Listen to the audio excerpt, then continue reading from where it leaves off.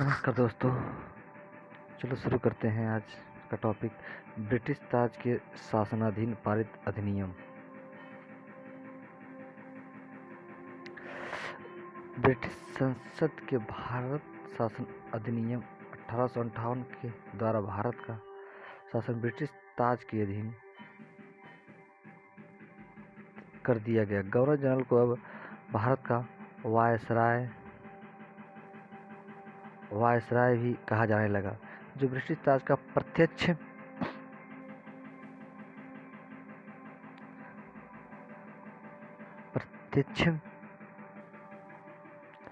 प्रतिनिधि बन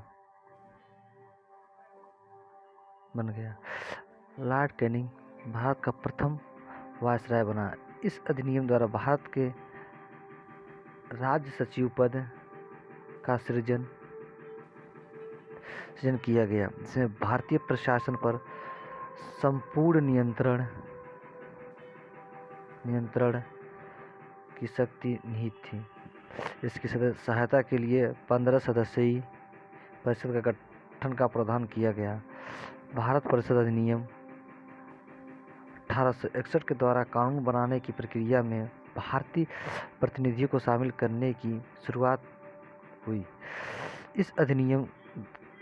इस अधिनियम के द्वारा मद्रास एवं मुंबई प्रेसिडेंसी को पुनः विधायी शक्ति देकर विकेंद्रीकरण की प्रक्रिया शुरुआत की गई। इसने वायसराय को आपातकाल अध्यादेश जारी करने के लिए अधिकृत किया, जो अधिकतम 6 माह की अवधि तक प्रभावी हो सकता था। भारत परिषद अधिनियम 1892 के माध्यम से केंद्रीय और प्रांतीय विधान परिषदों में अतिरिक्त गैर सरकारी सदस्यों की संख्या बढ़ा दी गई। केंद्रीय विधान परिषद ने भारतीय सदस्यों को वार्षिक बजट पर बहस करने तथा सरकार से 6 दिन की पूर्व नोटिस पर प्रश्न पूछने का अधिकार भी दिया गया, परंतु पूरक प्रश्न पूछने तथा मतदान करने का अधिकार नहीं दिया गया था।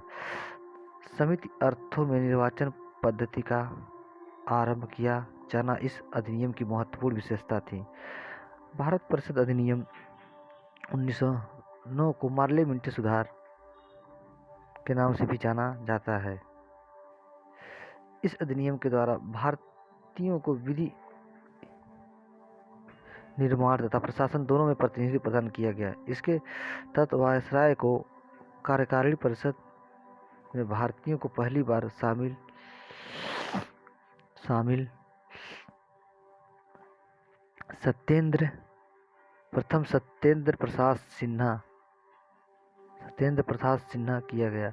इस अधिनियम ने केंद्रीय तथा प्रांतीय विधायी शक्ति को बढ़ा दिया। परिषद के सदस्यों को बजट एवं लोकहित के विषयों की विवेचना करने का प्रस्ताव लाने तथा प्रश्न पूछने, साथ पूरक प्रश्न करने का अधिकार दिया गया। इसमें पृथक निर्वाचन के आधार पर मुस्लिमों के लिए सांप्रदायिक प्रतिनिधित्व का प्रावधान किया गया। भारत शासन अधिनियम 1919 को मॉन्टेग्यू चेम्सफोर्ड सुधार के नाम से भी जाना जाता है। इस अधिनियम के द्वारा पहली बार प्रत्यक्ष चुनाव प्रणाली अपनाई गई। सांप्रदायिक आधार पर निर्वाचन प्रणाली का विस्तार करते हुए सिख, भारतीय ईसाइयों, आंग्ल भारतीयों तथा यूरोपियों के लिए भी लागू कर दिया गया। इस अधिनियम के द्वारा पहली बार केंद्र में द्विसदनी व्यवस्था स्थापित की गई। इस अधिनियम के द्वारा सभी विषयों को केंद्र तथा प्रांतों में बांट दिया गया। द्विसदनीय केंद्रीय विधानमंडल समस्त ब्रिटिश भारत के लिए कानून बना सकती थी। इस अधिनियम के तहत प्रांतों में द्वैध शासन प्रणाली लागू की गई। प्रांतीय विषयों को 2 भागों में विभाजित, 2 भागों में आरक्षित तथा हस्तांतरित विषयों में बांटा गया। इस अधिनियम में पहली बार उत्तरदायी शासन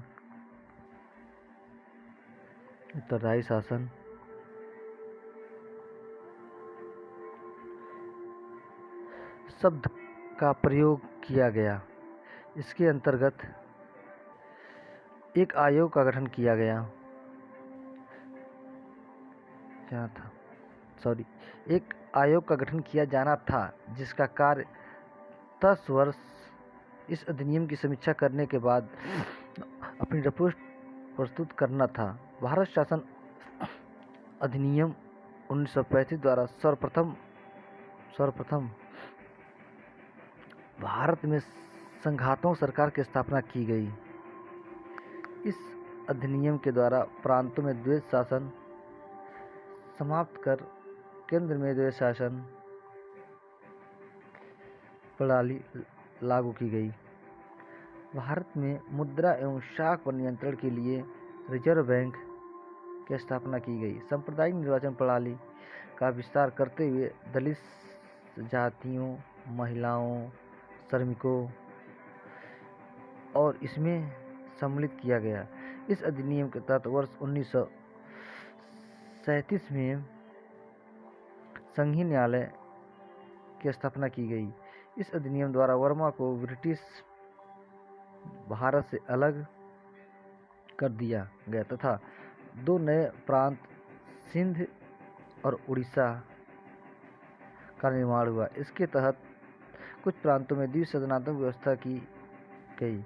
भारतीय स्वतंत्रता अधिनियम 1947 ने 15 अगस्त 1947 को भारत को स्वतंत्र एवं संप्रभु राष्ट्र घोषित किया। इसने वायसराय का पद समाप्त कर दोनों डोमिनियन राज्यों में गवर्नर जनरल पद सृजित किया। इसके अंतर्गत ब्रिटिश शाही उपाधि से भारत का सम्राट शब्द समाप्त कर दिया गया। दोस्तों, आइए अब विगत वर्षों में पूछे गए प्रश्नों को हम लोग सॉल्व करते हैं।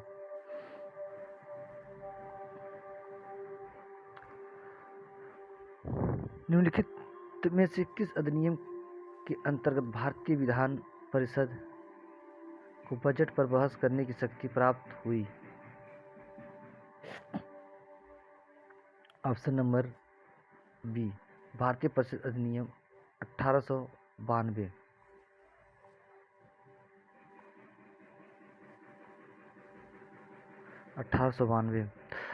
आइए एक्सप्लेनेशन देखते हैं। 1892 के भारतीय परिषद अधिनियम ने विधान परिषद के कार्यों में वृद्धि की। इसके तहत बजट पर बहस करने की शक्ति दी गई, परंतु मतदान का अधिकार नहीं था। इस अधिनियम के तहत 6 दिन की पूर्व नोटिस पर कार्यपालिका से प्रश्न पूछने की अनुमति दी गई, परंतु पूरक प्रश्न पूछने का अधिकार नहीं था। चलिए next question number 2। British Bharat में सांप्रदायिक प्रतिनिधि की व्यवस्था निम्नलिखित में से किस अधिनियम द्वारा की गई? Option number B, Morley Minto सुधार अधिनियम 1909 के द्वारा। 1909 के द्वारा। क्वेश्चन नंबर 3, एक्सप्रेशन इसका देखते हैं पहले। भारत परिषद अधिनियम 1909 मार्ले मिंटो सुधार 1909 द्वारा ब्रिटिश भारत में सर्वप्रथम सांप्रदायिक प्रतिनिधि की व्यवस्था की गई, जिसके अंतर्गत मुसलमानों के लिए पृथक निर्वाचन मंडल का प्रावधान किया गया।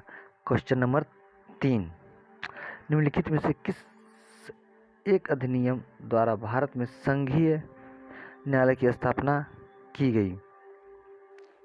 ऑप्शन नंबर डी, इनमें से कोई नहीं। भारत संघीय न्यायालय की स्थापना 1 अक्टूबर 1937 को भारत सरकार अधिनियम 1935 के अंतर्गत की गई थी। इसके प्रथम मुख्य न्यायाधीश सर मॉरिस ग्वेयर थे। उपयुक्त विकल्पों में भारत सरकार अधिनियम 1935 न होने के कारण विकल्प उत्तर डी सही है। आइए क्वेश्चन नंबर 4 देखते हैं। भारत का संघीय न्यायालय निम्नलिखित में से किस वर्ष में स्थापित किया गया था? 19 ऑप्शन नंबर बी 1937। केंद्र में द्वैध शासन किस अधिनियम के अंतर्गत स्थापित किया गया था? ऑप्शन नंबर सी भारत सरकार अधिनियम 1935। भारत सरकार अधिनियम 1935 के अंतर्गत केंद्र में द्वैध शासन एक नए अखिल भारतीय संघ की स्थापना तथा प्रांतों में द्वैध शासन व्यवस्था को समाप्त करने का प्रावधान किया गया। प्रांतों में द्वैध शासन का प्रावधान 1919 के अधिनियम द्वारा किया गया था। केंद्र में द्वैध शासन के तहत संघीय विषयों को 2 भागों में बांटा गया: आरक्षित रिजर्व और हस्तांतरित विषय।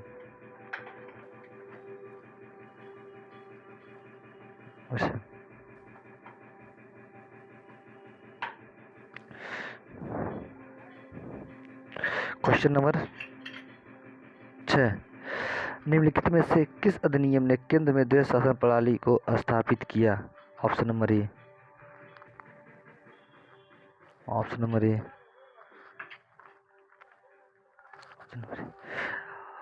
1919 के भारत शासन अधिनियम की निम्नलिखित में से कौन सी प्रमुख विशेषता है?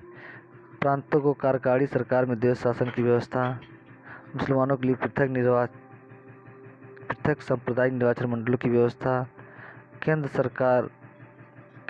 प्रांतों को विधायी शक्ति का हस्तांतरण।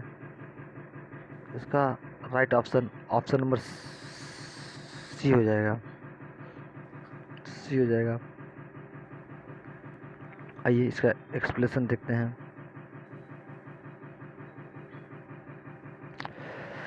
भारत शासन अधिनियम 1919 से ब्रिटिश संसद के द्वारा पारित अधिनियम,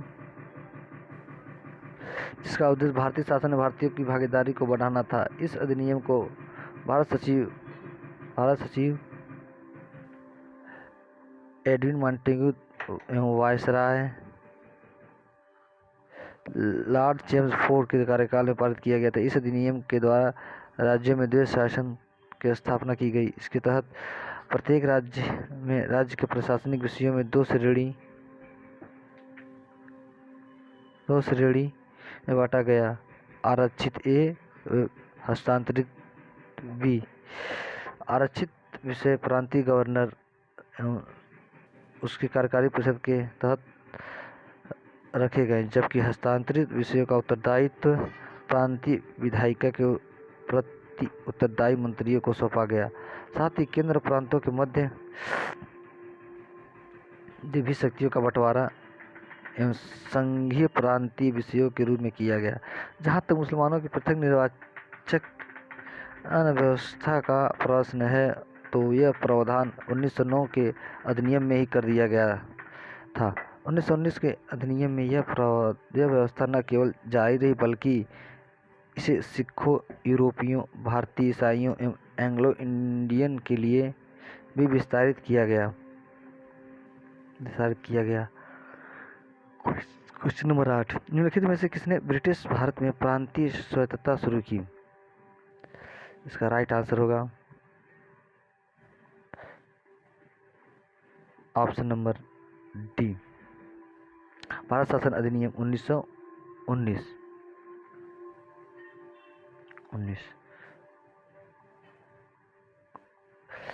इसका एक्सप्लेनेशन देखते हैं।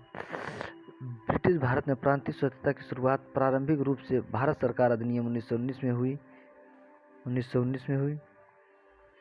जिसे 1935 भारत सरकार अधिनियम से विस्तारित और स्थापित किया गया। ज्ञातव्य है कि झारखंड लोक सेवा आयोग ने अपनी प्रारंभिक उत्तर पुस्तिका में इस प्रश्न का उत्तर सी माना था, जिसे संशोधित किया गया था।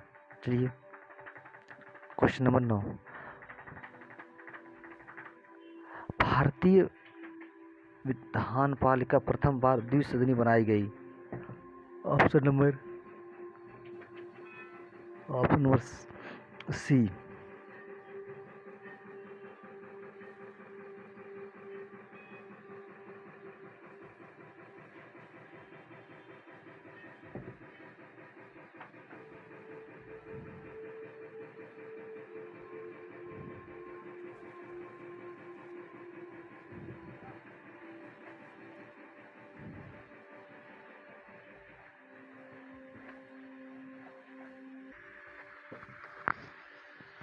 ऑप्शन नंबर सी।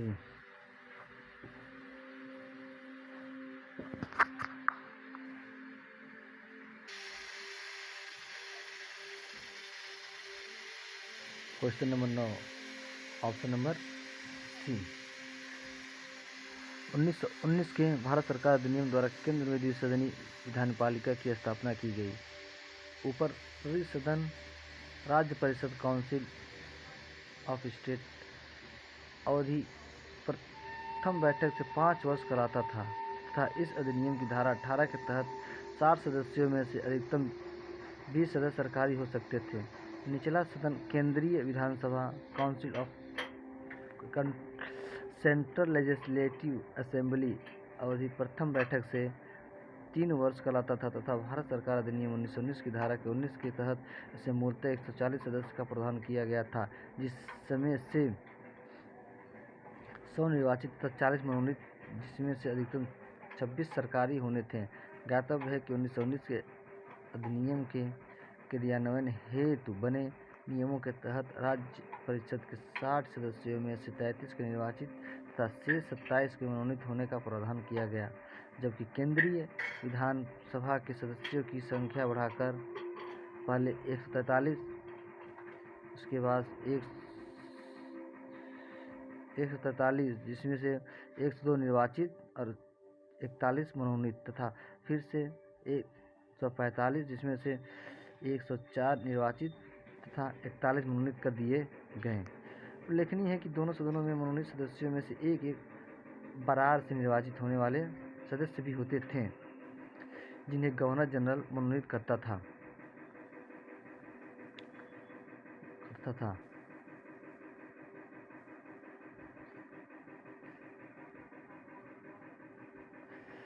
बरार से मनोनीत होने वाले सदस्यों के निर्वाचित होने के कारण अनेक उल्लेखों में उसे निर्वाचित सदस्यों की संख्या में शामिल कर दिया गया है। केंद्र में कौन सा एक्ट द्विसदनी विधायिका लाया? 1919 एक्ट। 1919 एक्ट। 1919 के मॉन्टेग्यू चेम्सफोर्ड सुधारों में 21 वर्ष से अधिक आयु की सभी महिलाओं के लिए मताधिकार की संस्तुति की गई। Option number A. कथन नंबर एक गलत है। कथन नंबर दूसरा, 1935 के गवर्नमेंट ऑफ इंडिया एक्ट में विधानमंडलों में महिलाओं के लिए आरक्षित स्थानों का प्रावधान किया गया। कथन नंबर 2 सत्य है। आइए ऑप्शन देखते हैं। उपयुक्त कौन से कथन सही है या है? इसका आंसर होगा केवल बी। आइए एक्सप्लेनेशन देखते हैं। मॉन्टेग्यू चेम्सफोर्ड सुधारों के रूप में अभिहित भारत सरकार अधिनियम 1919 द्वारा महिलाओं को मताधिकार प्रदान किया गया था, परंतु यह सीमित वर्गों की महिलाओं के लिए ही था। सभी महिलाओं के लिए वयस्क मताधिकार नहीं था। इस प्रकार कथन एक सही नहीं है। 1935 के भारत सरकार अधिनियम द्वारा सांप्रदायिक निर्वाचन प्रणाली का विस्तार करते हुए दलित वर्गों, महिलाओं और श्रमिकों के लिए पृथक निर्वाचन मंडल का प्रावधान करते हुए विधानमंडल में स्थान आरक्षित किए गए थे। इस प्रकार कथन 2 क्या है? सही है। भारतीय सिविल सेवा के संदर्भ में निम्नलिखित कथनों में से कौन सा कथन सही है? भारत सरकार अधिनियम 1919 में भारतीय सिविल सेवा के लिए एक अलग परीक्षा का प्रावधान किया गया जो भारत में होनी थी। सही है, कथन नंबर 1 सही है। भारतीय सिविल सेवा में 1941 में भारतीयों का प्रतिशत यूरोपवासियों से अधिक था। कथन नंबर 2 भी सही है। इसका कुट प्रयोग करके इसका सही विकल्प ऑप्शन सी। आइए इसका एक्सप्लेनेशन देखते हैं। भारत में आधुनिक मेरिट आधारित सिविल सेवा ICS का प्रारंभ 1854 में लंदन में सिविल सेवा की स्थापना से हुआ था। 1855 हेतु प्रतियोगी परीक्षा लंदन में ही आयोजित की जाने लगी। भारतीयों की लगातार मांग के बावजूद यह परीक्षा भारत में न होकर लंदन में होती रही। अतः भारत सरकार अधिनियम 1919 के प्रावधानों के अनुरूप वर्ष 1922 में ICS की परीक्षा भारत में भी प्रारंभ हुई। पहले इलाहाबाद, बाद में दिल्ली। 1930 के दशक के अंत तक यूरोपवासियों की उपलब्धता भारतीय सिविल सेवा में कम होती गई था। इस सेवा में 1941 तक स्पष्ट रूप से भारतीयों का प्रतिशत यूरोपवासियों से अधिक हो चुका था। क्वेश्चन नंबर 13, केंद्रीय विधानसभा का के निम्नलिखित में से कौन सा से निर्वाचन भारत शासन अधिनियम 1919 के तहत हुआ? Question number 13, 1926, 1937, 1945, 1900। इसका ऑप्शन नंबर सी।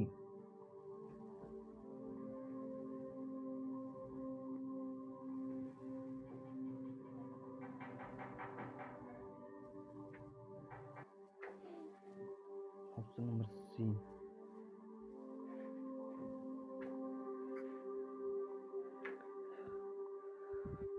विगत वर्षों में से वर्ष 1926 में वर्ष 1945 का केंद्रीय विधानसभा चुनाव भारत शासन अधिनियम 1919 के तहत हुआ था।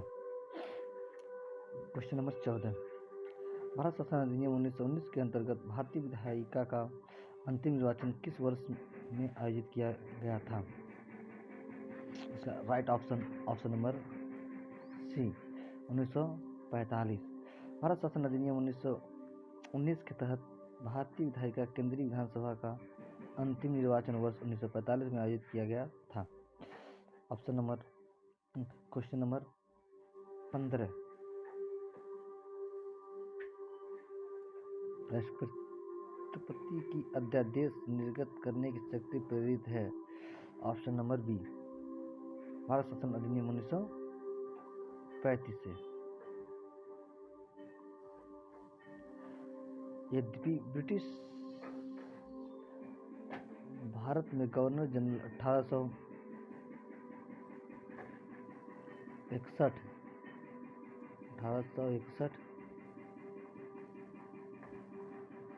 के भारत परिषद अधिनियम से ही विधान परिषद की अनुमति के बिना अध्यादेश जारी करने की शक्ति प्राप्त थी। भारतीय संविधान में राष्ट्रपति की अध्यादेश निर्गत करने की शक्ति अनुच्छेद 123 भारत सरकार अधिनियम 1935 की धारा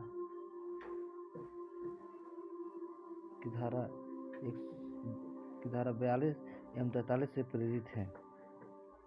क्वेश्चन नंबर 16, निम्नलिखित में से किस अधिनियम द्वारा संवैधानिक निरंकुशता का सिद्धांत प्रवृत्त किया गया था? ऑप्शन नंबर सी, भारत सरकार अधिनियम 1935 के द्वारा। Option number C. आते हैं इसकी व्याख्या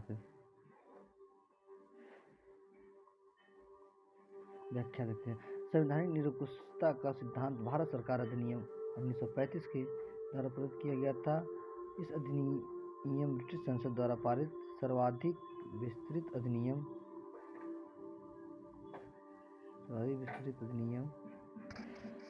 साथ ही यह भारत के लिए तैयार संवैधानिक प्रस्ताव में से सबसे जटिल दस्तावेज था। इस अधिनियम में भारत संघ की स्थापना, संघीय न्यायपालिका, केंद्र राज्य सरकारों के मध्य शक्तियों का विभाजन आदि की व्यवस्था की गई थी। ये question, next question number 17। Bharat के संविधान में केंद्र और राज्यों के बीच किया गया शक्तियों का विभाजन इनमें से किसमें उल्लिखित योजनाओं पर आधारित है? ऑप्शन नंबर सी।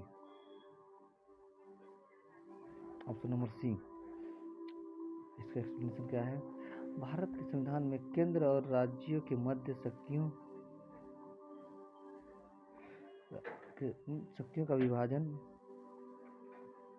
भारत सरकार अधिनियम 1935 में उल्लिखित योजनाओं पर आधारित था।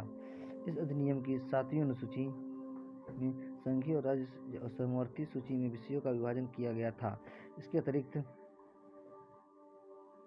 प्रांतों में द्वैध शासन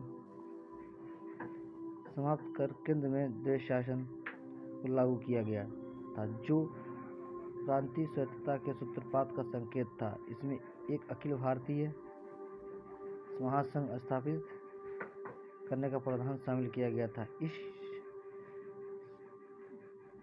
संघ का निर्माण तत्कालीन ब्रिटिश भारत के प्रांतों, चीफ कमिश्नर प्रांतों एवं विदेशी रियासतों से मिलाकर होना था, परंतु यह व्यवस्था लागू नहीं की जा सकी। 1935 के भारत सरकार अधिनियम द्वारा स्थापित होने वाले संघ में अवशिष्ट शक्तियां गवर्नर जनरल को प्रदान की गई थी। आइए नेक्स्ट क्वेश्चन नंबर 18। निम्नलिखित में से एक भारत सरकार अधिनियम 1935 की मुख्य विशेषताओं में से नहीं थी। तो कौन नहीं थी? अवशिष्ट विषय प्रांतीय विधायिकाओं को आवंटित किए गए थे, ये नहीं थी, ये केंद्र के पास थी। आइए देखते हैं क्वेश्चन नंबर 19। क्या कह रहा है? एक संघीय व्यवस्था और केंद्र में द्वैध शासन भारत में लागू किया गया था। ये 1935 के अधिनियम के द्वारा लागू किया गया था। अखिल भारतीय महासंघ स्थापित करने का प्रावधान शामिल किया गया था। इसका राइट ऑप्शन होगा क्वेश्चन नंबर 20। इसका राइट ऑप्शन होगा ऑप्शन नंबर ए। इसका राइट ऑप्शन होगा क्या होगा? ऑप्शन में भारत सरकार अधिनियम 1935।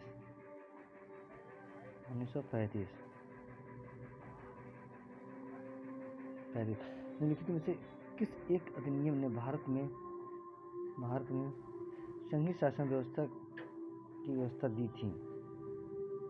इसका राइट ऑप्शन होगा ऑप्शन नंबर सी, भारत सरकार अधिनियम 1935 के अधिनियम द्वारा स्थापित संघ में अवशिष्ट शक्तियाँ किसको दी गई थी?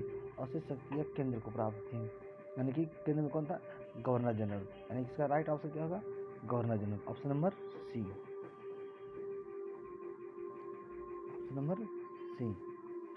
Question number 23।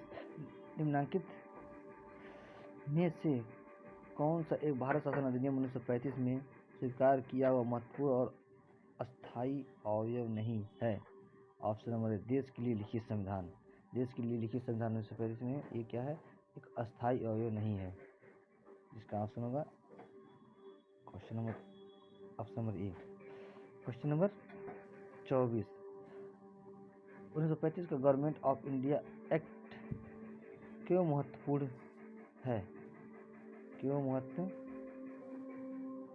तो इसका राइट ऑप्शन है ऑप्शन नंबर ए, यह भारतीय संविधान का प्रमुख स्रोत है। राइट, ऑप्शन नंबर ये इसका आंसर सही है। आते हैं नेक्स्ट क्वेश्चन पे, इसका एक्सप्लेनेशन देख लेते हैं।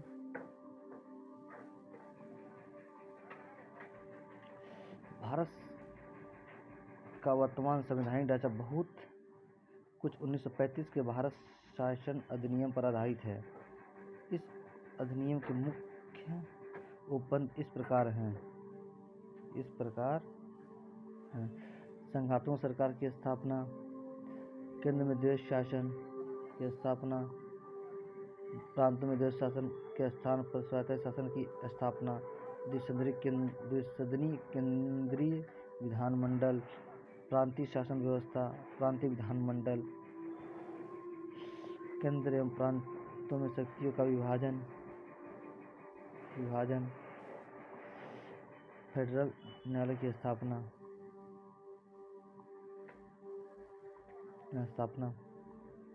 आते हैं क्वेश्चन नंबर 25। निम्नलिखित अधिनियमों में से किस अधिनियम के फलस्वरूप बर्मा भारत से अलग हुआ था? ऑप्शन नंबर सी